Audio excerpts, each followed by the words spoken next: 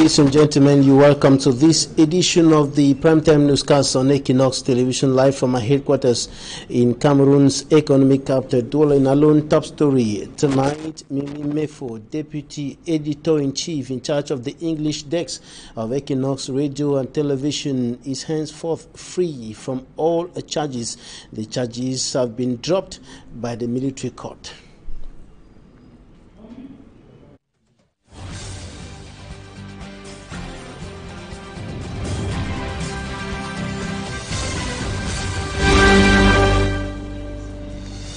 Thanks, ladies and gentlemen, for staying with us in this edition of the Primetime Newscast on Equinox Television. The charges against Mimi Mefo, Deputy Editor-in-Chief in charge of the English desk of Equinox Radio and Television, have been dropped. The charges were dropped today by the military court in Bonanjo at Douala, and there was a huge crowd of journalists as well as civil society actors and a crowd of a number of lawyers who came to defend her, and of course she was received out of the military court in Bonanjo after the charges were dropped as a heroine. We have details of that case, or the dropping of the charges by the military court in this extract of Barrister Alice Com.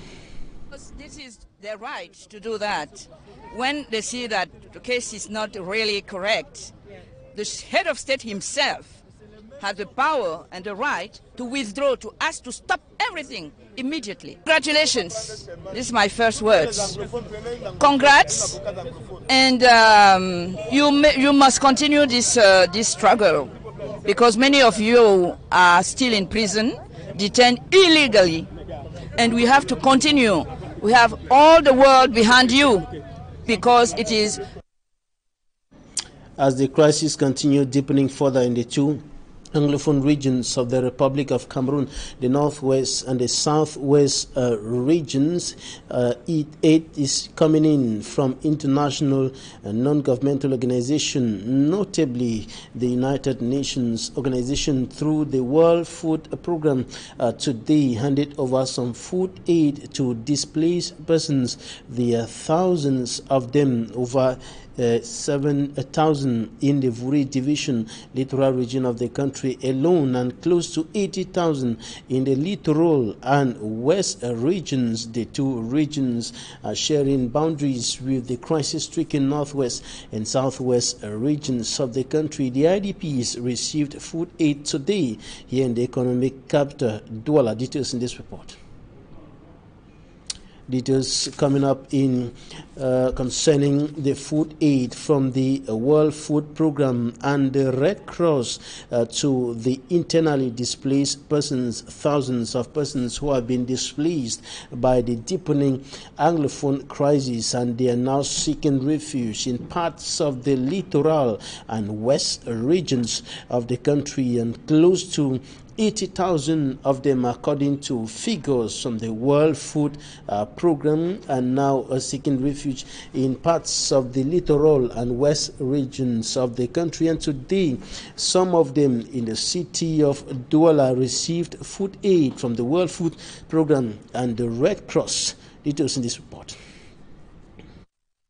These internally displaced persons from different parts of the crisis-stricken northwest and southwest regions of Cameroon fled violence as the Anglophone crisis deepens further. Some of them narrowly escaped death and moved through the bushes for days to get to urban centers, from where they traveled to Douala. I'm from Bafut, precisely in the northwest region of Cameroon. Yeah, I've been here for about 3 months or so, after the disaster that was around our own area. We discovered that it was no longer safe for us, because you could see bullets coming straight to your wall house. If you see the walls around us, the walls are with holes everywhere, meaning that we were no longer secure there. So I had to carry my children. We had to pass through the bushes to reach Bamenda town, and from there to escape to this other area. I was in womb. Yeah, it was very terrible there. Gunshots everywhere. Gunshots everywhere. We don't know where they're coming from. The gunshots everywhere. So I had to run for my life. I didn't have to wait for something to happen. They have been living in very difficult conditions since their arrival in Cameroon's economic capital. It's really bad because the houses where we had to lodge in, they are not just good, considering that when you go to a house that is a bit clean, the price is now too expensive. We are just there, we cannot pay the children's school fee because we have abandoned our economic activities, now in hiding for one reason. We are 4 of us, and by God's grace, we are trying. To improve on their living conditions, the World Food Programme and the Red Cross have brought food aid being distributed to them. We received the message, saying that there are a lot of internally displaced people in the Littoral and West region. Together with the other United Nations mission, we conducted an assessment to see the needs of the people, have a sense of the number. And based on that, we came to understand that there was a lot of needs and food was one of them. According to the assessment made by the United Nations team, it was about 70,000 to 80,000 displaced people in the Littoral and the West, out of which we are assisting 50,000 during this week distribution from today onward in both Littoral and West. I'm very grateful for the kind suggestion they took to help us. I just have to thank them so much. The World Food Programme is targeting close to 100 internally displaced persons in the Littoral and West regions. The two regions share borders with the Anglophone regions hit by crisis for over 2 years now. But one thing that's trying to ways to make the solve the problem. And for greater details concerning the content of the food aid consignment from the World Food Programme, and of course the manner in which the IDPs are being identified and the distribution, here is an extract of officials of the World Food Programme and the Red Cross. Distributing, as you can see here, rice, pulses, split peas pulses, oil, salt, and a commodity called the super cereal, which is a highly nutritious commodity for the pregnant, lactating women, children, as well as, children. We have been registering beneficiaries with our volunteers on the field.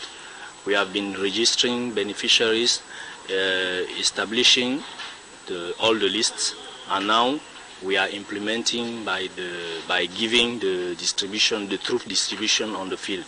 The identification is done door to door in neighborhoods. We also pass through religious leaders.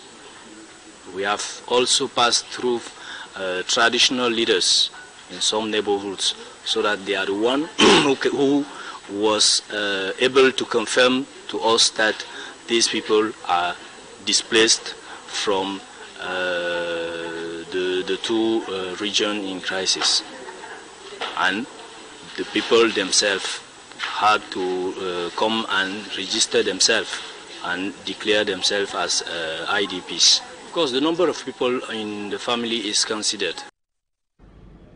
Experts in the fight against climate change say Cameroon must develop strategies to contain deforestation and preserve its biodiversity, which are key elements in the country's economic growth. They were speaking to Equinoxe Television today at the end of the opening ceremony of a seminar on fight against climate change in Africa taking place in Cameroon's economic capital, Douala. For me, Armstrong Sander reports.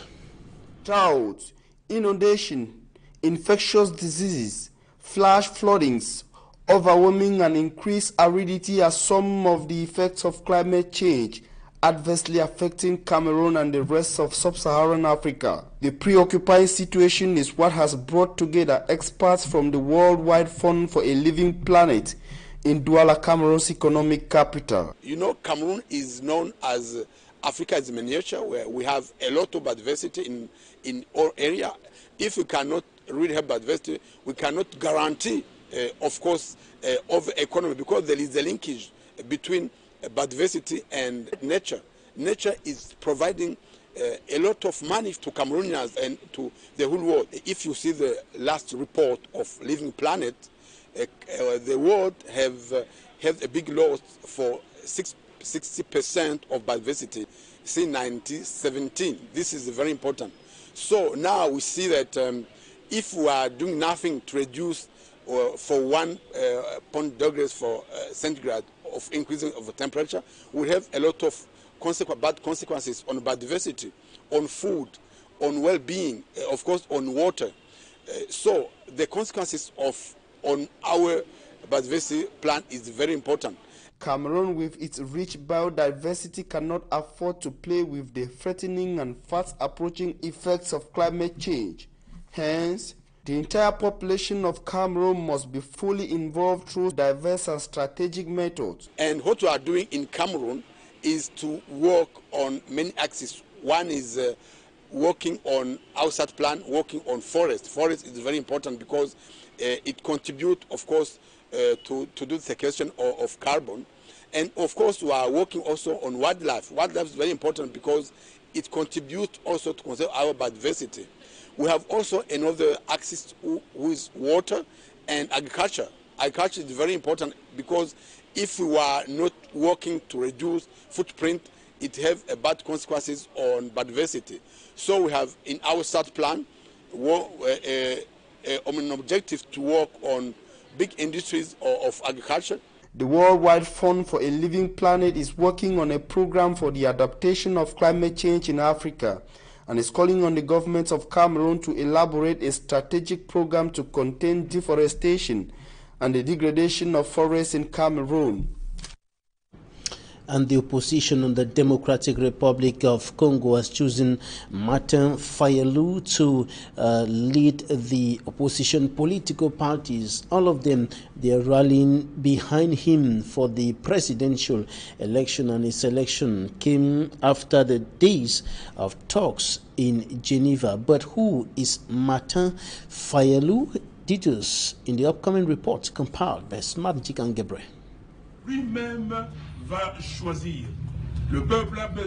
Martin Fayulu is amongst the most vociferous voices against the president's effort to cling to power. A former oil executive educated in the United States and France, though a rank outsider from a minor party, Fayulu was brought into the limelight as the consensus choice of opposition stalwarts, which met in Geneva this weekend.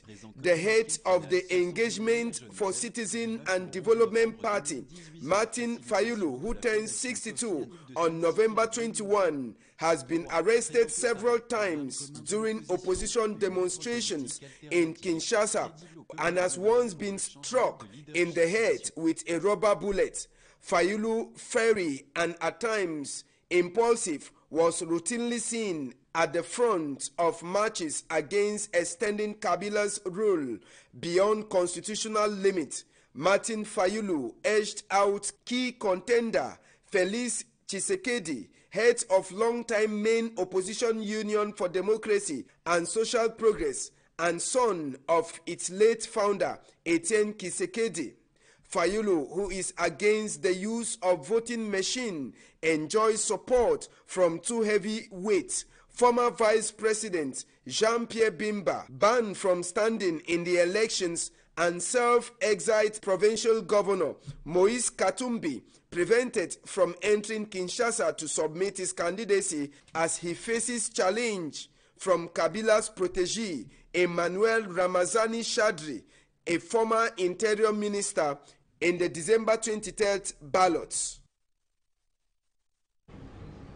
And we wrap up this newscast with this advertorial from MTN Foundation. The humanitarian arm of the mobile telephone company has equipped Government Technical High School Kumasi here in the economic capital Douala with a multimedia room with the MTN Digital School program. 65 multimedia rooms have been created across the 10 regions of the country. Details with Franklin Mwabi.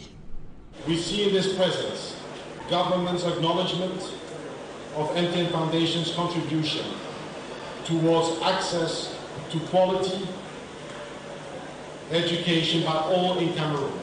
Government Technical High School Kumasi Douala has been equipped by MTN Foundation with a multimedia room comprised of 30 new computers. Each computer is built with 500 gigabyte capacity, free internet connection, projection screens and shelves. It is against this backdrop that the Minister of Secondary Education, Madam Nalovi Lyonga, went to Government Technical High School Kumasi Douala to inaugurate the multimedia center of the school, which is in line with an MTN program known as Digital School. The MTN Foundation, through its program Digital School, has equipped 65 multimedia rooms across the 10 regions of Cameroon with more than 100,000 students and about 10,000 teachers now having access to information communication technologies. The program, according to the Minister of Secondary Education, will ensure that students use computers for development. The President of the Republic wants his students to be all familiar with computers, to use computers for development, and this is what we have done. The country cannot do it alone, and so we have partners such as MTN Foundation that is actually helping to do this. With such partners, we are very sure by 2 years we guarantee that there will be good students in the good schools who can use computers for development. Madam Nalova Lyonga lauded the Digital School program of MTN Foundation as it helps to uplift the standard of education in Cameroon like in Europe. It is absolutely, absolutely necessary that all of us, Cameroonians, the children are so clever that they all must be able to use computers. Leave drugs aside, no drugs, just go to school. And that is why I thank the parents who are sending their children to school. Because if you don't go to school in the next 2 years, we're going to have only people who are thieves and who cannot go to school. And all of us cannot go to Europe. So we must give the standards here in Cameroon with the help of our partners. Apart from the inauguration of the multimedia room of Government Technical High School Kumasi Douala, the MTN Foundation consolidated its partnership with the Ministry of Secondary Education through the signing of a new agreement which will enable the MTN Foundation to install more multimedia centers and equip more scientific laboratories in secondary schools chosen by the ministry for the next 2 academic years. I hope that you'll be able to form the biggest knowledge. As you know, knowledge is the strongest tool to change the world, to change your environment. So I urge you to use the most of this fantastic multimedia room. For the MTN Foundation to create the multimedia center of the school, calls were made by the Association of Ex-Students of Government Technical High School Kumasi Douala 1987 to 1992 batch, who also donated some 100 benches to the school as a sign of appreciation for what the school has made them become today. En fait, nous sommes une association d'anciens élèves des promotions 87 à 92. Et notre objectif principal, c'est de rendre au lycée ce que le lycée a fait pour nous, le lycée qui nous a rendu des hommes et des femmes que nous sommes aujourd'hui. Et dans cette optique, nous avons choisi des actions à mener tout au long de la vie de notre association. Nous avons commencé par les tables bancs. Ensuite, on a pensé à une salle multimédia. C'est dans cet ordre que nous sommes allés voir MTN, qui a bien voulu nous soutenir dans cette action afin d'offrir, comme vous voyez, une salle de plus de 30 machines au lycée technique de Douala. As an old African adage goes, a village is needed to educate a child. So does MTN Foundation devote 60% of its budget to educating children, as it is a means of investing in a brighter tomorrow. That's it for this edition of the news. Thanks, ladies and gentlemen, for staying with us. Goodbye.